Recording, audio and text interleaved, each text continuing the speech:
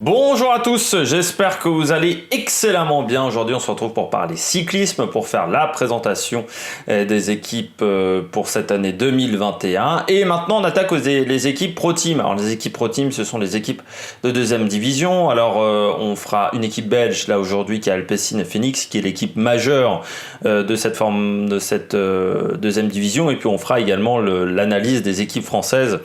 Donc, BNB Hotel, Delco, Total Direct Energy et Arkea Samsic qui seront à la suite de cette vidéo.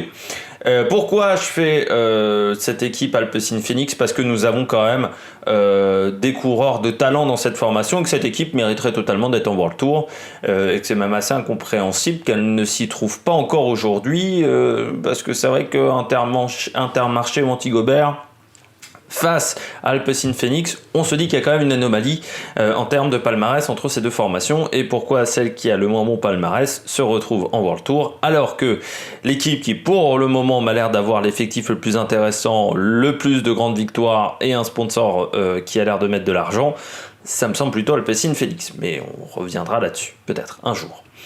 Eh bien, on va revenir sur la saison 2020 de cette équipe. Saison 2020 qui a été excellente avec bien entendu l'excellent Mathieu Van Der Poel.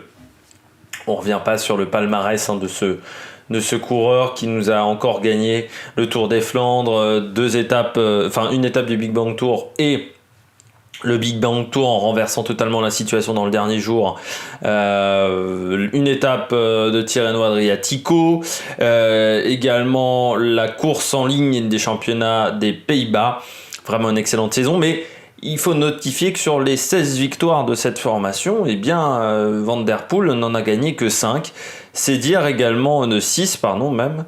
Non, 5, non, je me trompais pas. C'est dire le potentiel des autres coureurs de cette équipe, avec 2 victoires de Tim Merlier, même 3 victoires de Tim Merlier, Dries de Bont s'est également imposé, vous avez Oscar Risbeck, Jonas Rickart, qui a gagné également des courses. Donc c'est une formation qui a fait plutôt du grand travail. Et certains me diraient 16 victoires, oui, mais c'est une équipe pro team, alors ça doit être des courses pas très intéressantes. Ben non, c'est beaucoup de courses quand même. 5 courses World Tour, des championnats nationaux. Vous avez oui des courses un peu moins importantes comme le Tour de Turquie, enfin le Tour d'Antalya, plutôt que le Tour de Turquie ou l'Étoile de Bessèges, mais l'Étoile de Bessèges avait quand même du beau monde en début de saison. Voilà, il ne faut pas sous-estimer les victoires de cette formation. À part les 3 victoires sur le Tour du Bitois Varsvanka 1920, qui n'est pas la plus grande course au monde, on peut dire que c'est quand même une équipe qui a plutôt gagné des courses très très intéressantes cette année et des belles classiques belges, ce qui est toujours important pour un sponsor belge. On continue pour cette formation pour vous rappeler que c'est leur deuxième meilleure saison en termes de nombre de victoires. Ils avaient fait mieux en 2019 avec 21 victoires, mais il y avait quand même plus de courses au calendrier et c'est beaucoup plus qu'en 2018 ou 2017 où vous avez fait 8 et 6 victoires. Donc c'est vraiment une très très belle année pour cette équipe qui a eu plusieurs noms, il faut le dire. Corendon Circus à une époque, mais quand il y a eu les changements avec Antigobert, Circus a changé de côté, donc ils se sont appelés Alpecin. Mais voilà, cette équipe est présente depuis de nombreuses années dans les épreuves, on va dire, de 3e division et de 2e division en Belgique. On va parler des transferts, avec des très très beaux transferts pour cette formation. Vraiment des beaux ajouts dans leur effectif. On va parler déjà des départs. Départ de Roy Jans, de Peter Fagerhoog, de Loris Rouillet et de Samuel Gaze,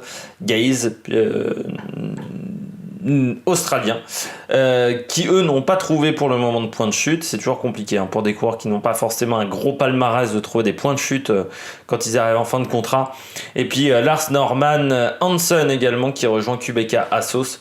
Voilà donc 5 départs pour beaucoup d'arrivées avec Edward Anderson de Team Axeon. Je rappelle que le Team Axeon c'est le team d'Axel Merckx qui a quand même repéré par exemple Guggenhardt.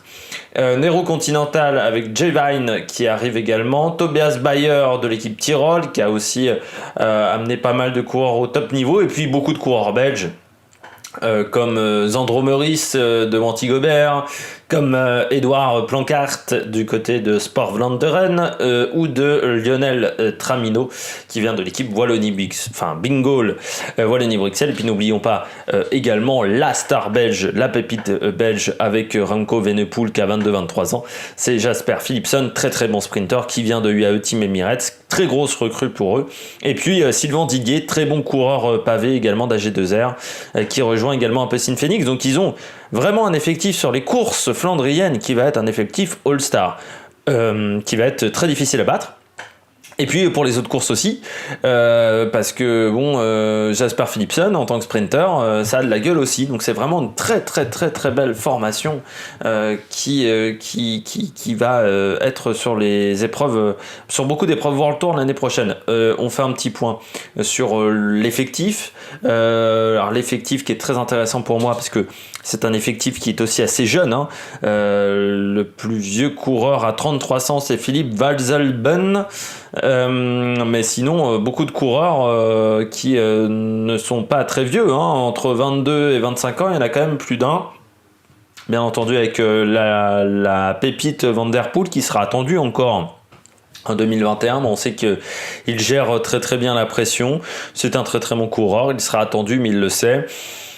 C'est également un bon coureur sur le classique ardennaise. Est-ce que c'est un coureur qui est en capacité d'aller jouer le classement des grands tours? Certains semblent le penser. Moi, j'ai des réserves là-dessus.